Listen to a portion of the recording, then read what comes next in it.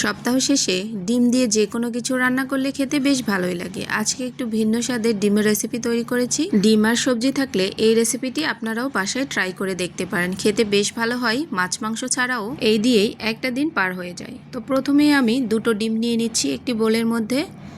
আপনারা চাইলে এখানে বেশি পরিমাণও ডিম ব্যবহার করতে পারেন। যেহেতু আমার বাসায় মানুষ কম, আমি দুটো ডিম দিয়েই আজকের এই রেসিপিটি রান্না করছি। তো ডিমের মধ্যে সামান্য একটু লবণ, লাল মরিচের গুঁড়ো দিয়ে ডিমটাকে ভালো করে ফেটিয়ে নিয়েছি। এরপর ডিমটাকে আমি ভাপে বসিয়ে দেব 10 মিনিটের জন্য। 10 মিনিট মিডিয়াম আঁচে রান্না করে নিলেই ডিমের ভাপা পুরোপুরি রেডি হয়ে যাবে। তো এটাকে আমি সাইড করে রেখে দিচ্ছি। এদিকে আমি সবজিগুলো রেডি করে নিয়েছি।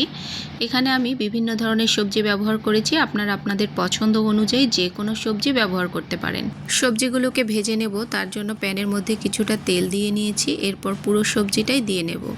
নাড়াচাড়া করে নিয়ে এর মধ্যে অল্প কিছুটা লবণ আর একটু হলুদের গুঁড়া দিয়ে সবজিগুলোকে প্রায় 10 মিনিটের মতো চুলার আঁচটাকে একদম লোতে রেখে ভেজে নেব। তো এই পর্যায়ে ঢাকনা দিয়ে নিচ্ছি যাতে সবজিগুলো কিছুটা সেদ্ধ হয়ে যায়। তো 5 মিনিট ঢাকনা দিয়ে আমি ঢাকনাটা উঠিয়ে নিয়েছি। আবারও কিছুটা নাড়াচাড়া করে নিচ্ছি। এই পর্যায়ে দেখুন সবজিগুলো কিন্তু প্রায় সেদ্ধ হয়ে এসেছে। এই পর্যায়ে প্যান থেকে সবজিগুলোকে নামিয়ে নিতে হবে। এখন এই প্যানেই আমি পুরো রান্নাটা করে নেব। আবারও কিছুটা এই প্যানের মধ্যে তেল দিয়ে নিচ্ছি।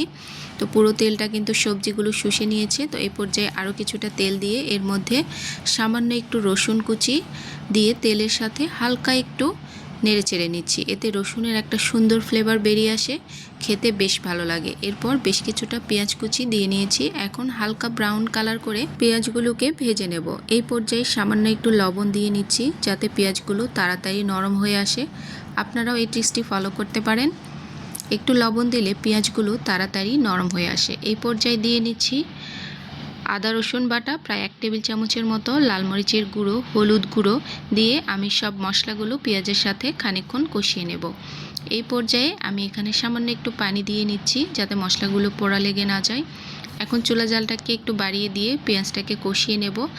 তো পেঁয়াজ এই পর্যায়ে কষানো হয়ে গেছে, তেল বেরিয়ে এসেছে। এখন আমি ভেজে রাখা সবজিগুলো দিয়ে নিচ্ছি। এই পর্যায়ে সবজিগুলো মশলার সাথে আরও 3 থেকে 4 মিনিট একটু রান্না করে নিচ্ছি। তো দেখুন সবজিটা কিন্তু মাখো মাখো হয়ে এসেছে। এই পর্যায়ে আরও কিছুক্ষণ আমি সবজিটাকে নাড়াচাড়া করে এর মধ্যে দিয়ে নিচ্ছি কিছুটা পানি।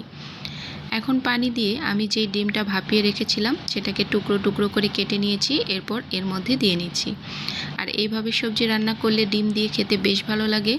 আপনারা বাসায় একবার হলেও ট্রাই করে দেখবেন। এখন ঢাকনা দিয়ে 5 মিনিটের মতো একটু রান্না করে নিয়েছি। পানিটা একদম মাখো মাখো হয়ে গেছে। নামানোর আগ মুহূর্তে সামান্য একটু গরম মশলার গুঁড়ো ছিটিয়ে দিচ্ছি।